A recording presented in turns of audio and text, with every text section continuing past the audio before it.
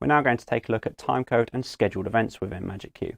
So MagicQ supports both internal and external timecode. If you were using external timecode, you'd set this up under Setup, View Settings, MIDI Timecode.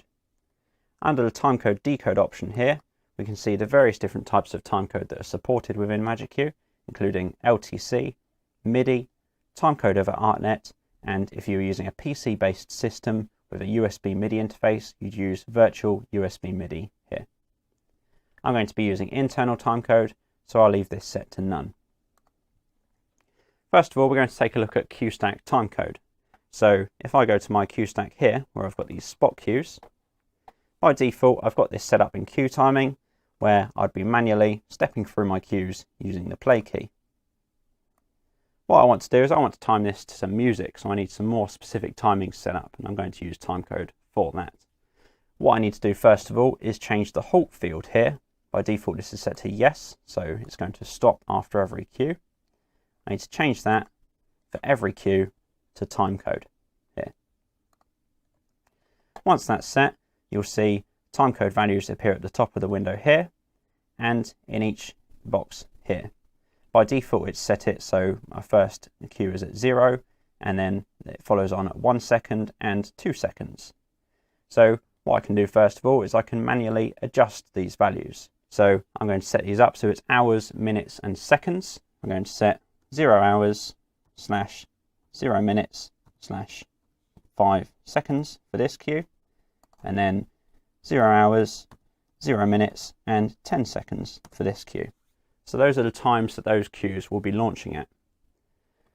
So if I now bring up the playback fader, we'll see the internal timecode has started running. Once it reaches 5 seconds, it's going to activate that second cue, like so.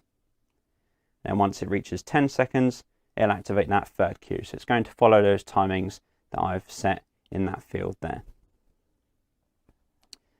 Another option we've got for this is if we want to, say, record our timecode while listening along to the music track, is I can manually record that myself. So if I hold down the Shift key, up the top, one of the soft buttons changes to Record TC, so Record Timecode. If I select that, as soon as I lift my playback fader, you'll see the internal timecode starts running like so.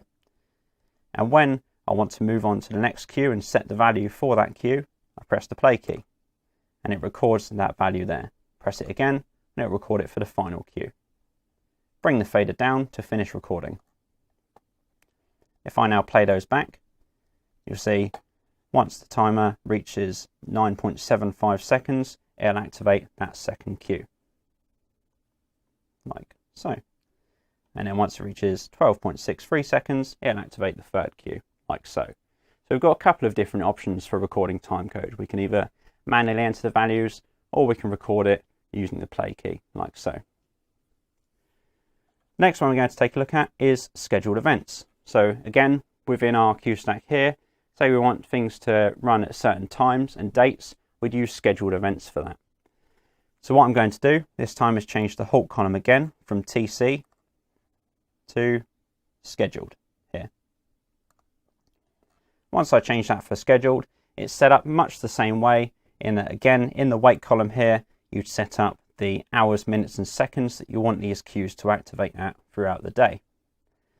But what I want to happen is I want those cues to activate not only at those individual times, but I also want them to activate on a certain date. So how I set that up is using the macro field. If I scroll along to the right, I'm going to highlight the macro field and I need to type Z to start the macro and then the date. So I'm going to say 25/12/2020 and then Z again to end the macro and enter that in that field there.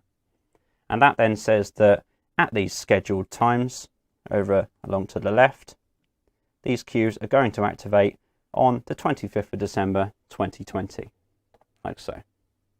So the final one we're going to look at is QStack timecode tracks.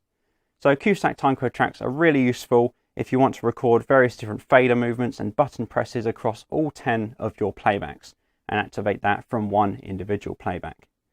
So to do this, I'd go this time to View Timecode here, and in here, this is where we'd start recording our tracks. So if I press record track at the top here, it's going to start running and recording the timecode. And then I can start activating faders and flash keys for various different playbacks. I'll bring up this fader here, bring this fader down, like so. I can activate flash keys as well, like so. Bring this fader down, and then say end record at the top here. And I've just recorded all of those actions within this window. If I want to play that back, what I can do is set that as a macro within a cue stack. So if I say my front of house cue here, if I was to activate that normally, it's just going to bring on that cue. But if I first of all go to the macro window, you'll see what it's done is it's placed a macro into the macro window for that timecode track that we've just recorded here. I can see that it's macro number 40 here, M40. So that's macro 40. If I go to this cue stack here for this front of house wash and scroll along to the macro field, the macro for activating something from the macro window is B, and then the number of the macro, so 40. B40 is the macro to activate that. Now, if I bring up this wash cue here, you'll see in a second it should start running my macro. You can see playbacks are starting to activate like so, and it's going to follow all of those actions that are recorded within that cue stack timecode track. So that's various different types of timecode and scheduled events within MagicQ. We're now going to move on to look at multi-element fixture control.